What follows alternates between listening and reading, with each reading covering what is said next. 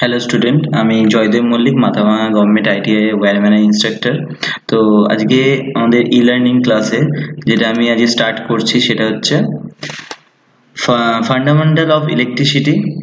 তার মধ্যে আছে কন্ডাক্টর, ইনসুলেটর আর সেমিকন্ডাক্টর মেটেরিয়াল, সেগুলো কি এবং তাদের প্রপার্টিস কি সেগুলো সম্বন্ধে আমরা জানবো। তার আগে জানবো কি ইলেকট্রিসিটি কি। ইলেকট্রিসিটি মানে আমরা জানি যে কারেন্ট। তো এই ইলেকট্রিসিটিটা কোথা থেকে আসছে, কিভাবে এটার হচ্ছে মানে ইনভেনশন, বা এই ইলেকট্রিসিটিটা কি, এটা একটা হচ্ছে অ্যাকচুয়ালি একটা এনার্জি, সোর্স অফ এনার্জি, যেটা হচ্ছে এক জায়গা থেকে আরেক জায়গায় যায়।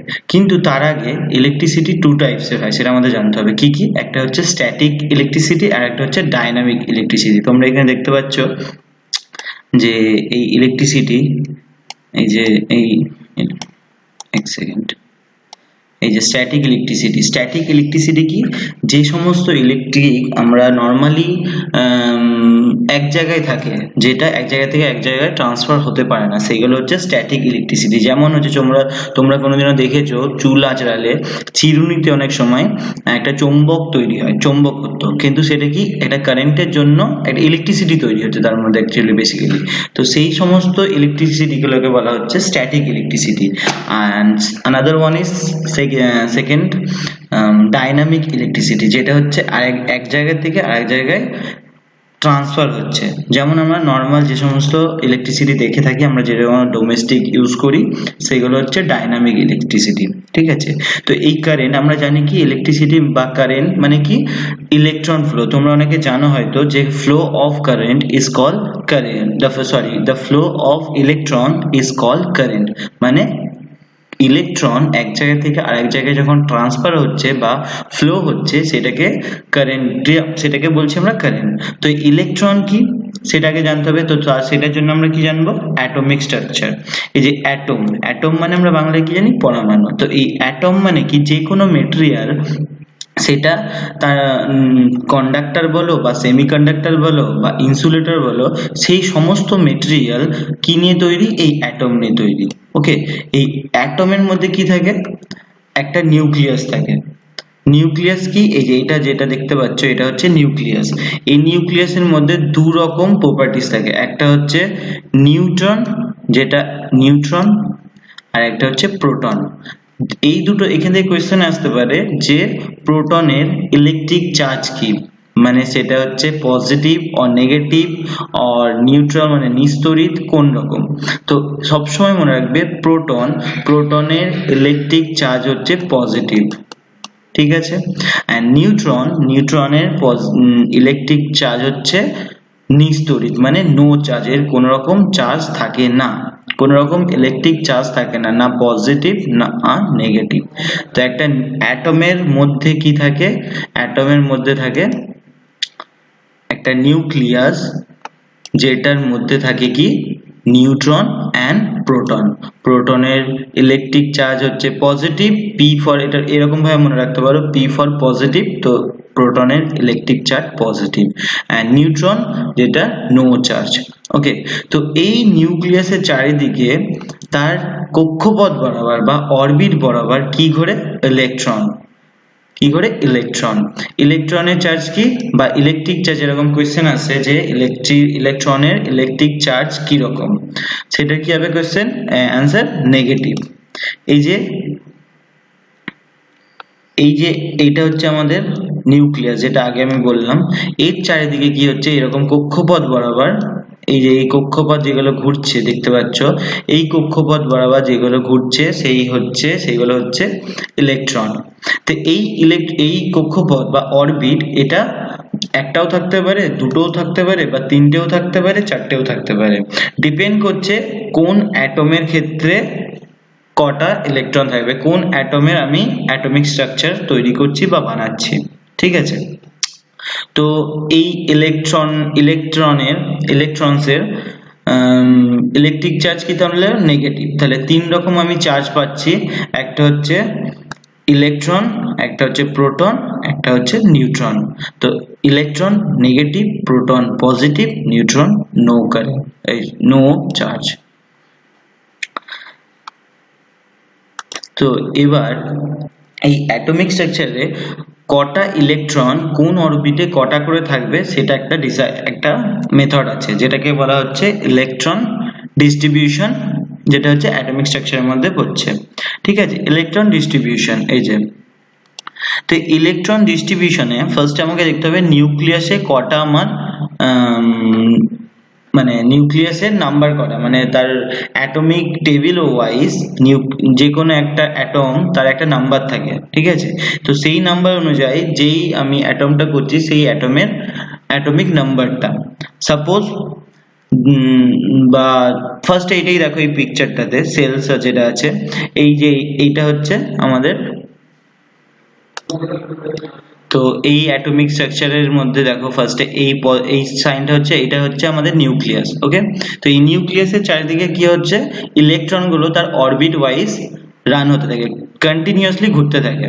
তো এটা হচ্ছে ফার্স্ট অরবিট, যেটা নাম্বার করা আছে 1, এটা হচ্ছে সেকেন্ড অরবিট, যেটা নাম্বার হচ্ছে 2, অ্যান্ড এটা হচ্ছে থার্ড অরবিট, যেটা নাম্বার হচ্ছে 3, অ্যান্ড এটা হচ্ছে 4 অরবিট, যেটা নাম্বার হচ্ছে 4। এক second, so say wise 1 2 3 4, the name is one, the number of one orbit is named K L M N simultaneous, K হচ্ছে নাম্বার 1, L হচ্ছে 2, M হচ্ছে 3 and N হচ্ছে 4। ওকে, এক সেকেন্ড।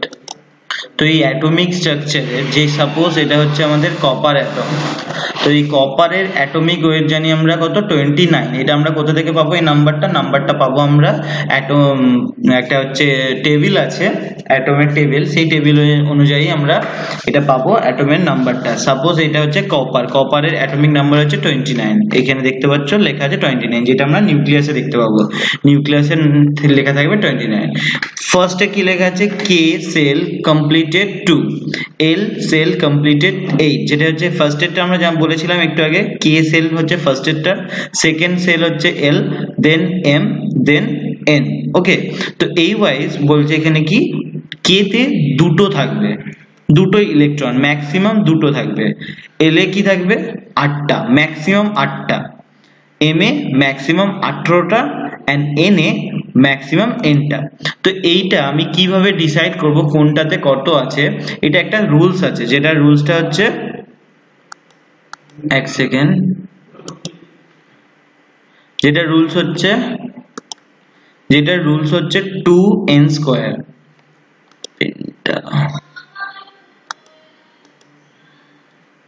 যেটা রুলস হচ্ছে 2n to the power whole square। n হচ্ছে কি, number of orbit or shell, number of orbit or shell, যেমন হচ্ছে কে আমার একটা সেল, এটা কত নাম্বার, 1 নম্বর, তো এখানে 2 ইনটু n এর মান কত হবে 1, 2 ইনটু 1 তার হোল স্কয়ার, 1 এর হোল স্কয়ার মানে 1, তো 1 ইনটু 2 দ্যাট ইজ 2, সেই জন্য n কে সেলে দুটো থাকবে। সিমিলারলি যদি আমি সেকেন্ড সেল, যেটা আমার এল, এই সেলে করতে চাই, সেখানে কি হবে, সেখানে 2 ইনটু কি হচ্ছে, এটা কি ছিল, 2, সরি ফর দ্যাট ইন্টারাপশন। তো এটা কি সেকেন্ড, কি করে জানবো কোন সেলে কটা থাকে, তো এখানে আমি 2n স্কয়ার, এটা ডাব্লিউ হয়ে গেল, সরি দাঁড়াও, 2n স্কয়ার এই ওয়াইজ হবে। তো সাপোজ আমি সেকেন্ড সেলটাতে করছি, যেটা আমার হচ্ছে এল, লেখা আছে কি এল সেলে 8টার বেশি ইলেকট্রন থাকবে না, তো কি করে, n এর মান আমি সবসময় যত নাম্বার অরবিট করব তত নাম্বারটা বসাবো, তাহলে n এর মান এখানে আমি যদি 2 বসাই, আমার l, তো এটা হচ্ছে 2 তার হোল স্কয়ার, 2 এর whole square 4 into 2 that is 8। তো আমি সেকেন্ড অরবিটে আমার ইলেকট্রন সংখ্যা, ম্যাক্সিমাম ইলেকট্রন সংখ্যা বসবে 18টা। সিমিলারলি তোমরা করো 3 নম্বর অরবিটটা, যেটা এম অরবিটে কটা ইলেকট্রন থাকবে, 18টা, 2n স্কয়ার দিয়ে করবে, তখন দেখবে চলে আসবে টোটাল 18টা ইলেকট্রন বসবে, ম্যাক্সিমাম 18টার বেশি বসবে না, তারপরে আবার কি হবে, n থেকে স্টার্ট হবে।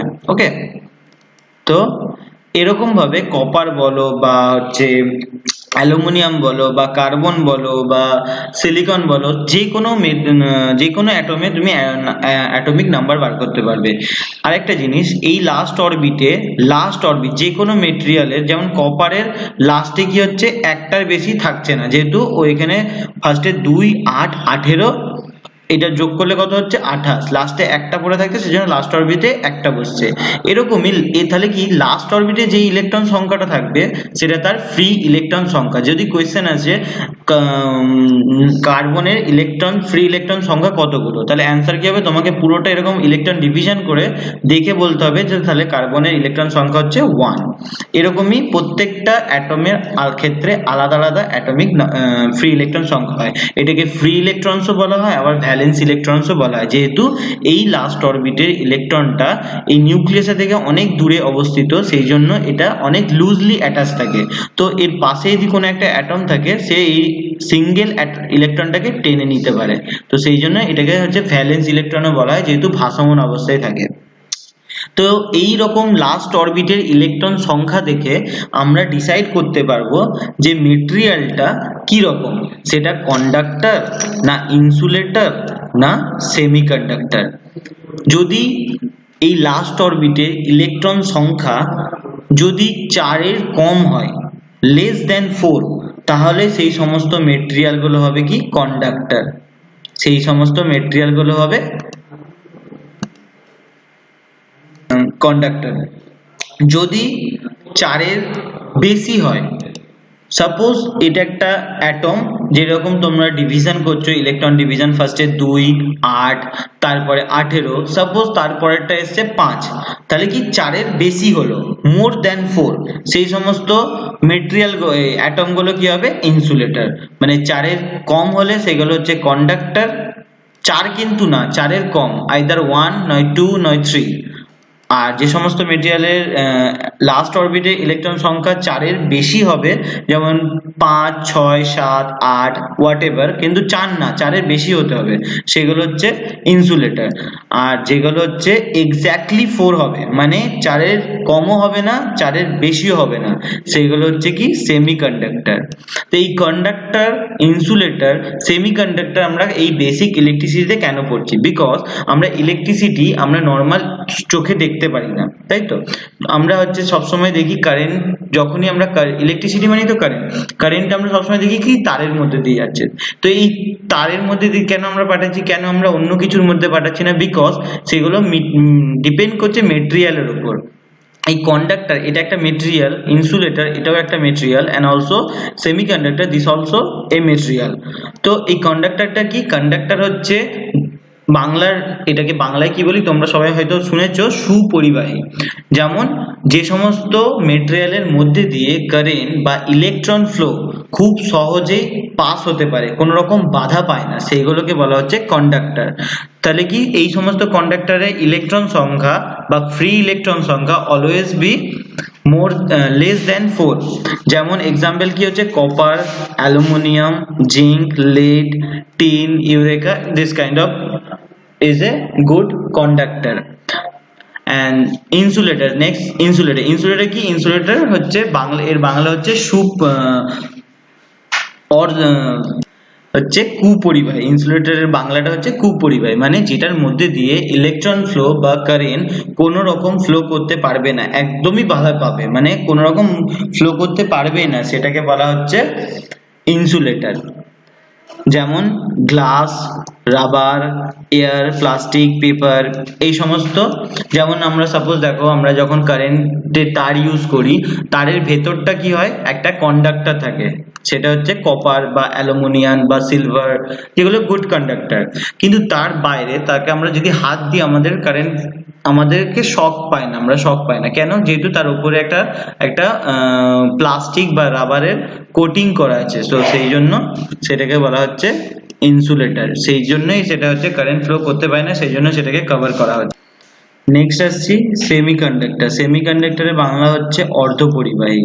তো যে সমস্ত মেটেরিয়ালের মধ্যে দিয়ে কারেন্ট খুব ইজিলি পাস করতে পারে না, মানে কন্ডাক্টরের মধ্যে দিয়ে যেমন কারেন্ট খুব ইজিলি পাস করতে পারে কোনো রকম বাধা না পেয়ে, সিমিলারলি সেমিকন্ডাক্টরের মধ্যে দিয়ে কারেন্ট বা ইলেকট্রন ফ্লো বাধা পাবে, মানে ফ্লো করবে কিন্তু কিছু পরিমাণে বাধা পাবে। যেমন যেটা কি মানে আমরা সাধারণত বলতে পারি কন্ডাক্টর আর ইনসুলেটরের মাঝামাঝি থাকছে সেমিকন্ডাক্টর, যেটাকে বলা হচ্ছে অর্ধপরিবাহী, যেটা আমাদের ইলেকট্রনিক্সে প্রচুর পরিমাণে ইউজ হয়। যেমন হচ্ছে ডায়োড, ট্রানজিস্টর, মসফেট, অনেক কিছু আছে যেগুলো হচ্ছে সেমিকন্ডাক্টর দিয়ে তৈরি, যেটাকে বলা হচ্ছে অর্ধপরিবাহী। দেখো এইখানে একটা পিকচার দেওয়া হচ্ছে যেটার অ্যাটমিক স্ট্রাকচার, ইলেকট্রন ডিস্ট্রিবিউশন কিসের, অ্যালুমিনিয়ামের হচ্ছে অ্যাটমিক নাম্বার হচ্ছে 13, ওকে 13।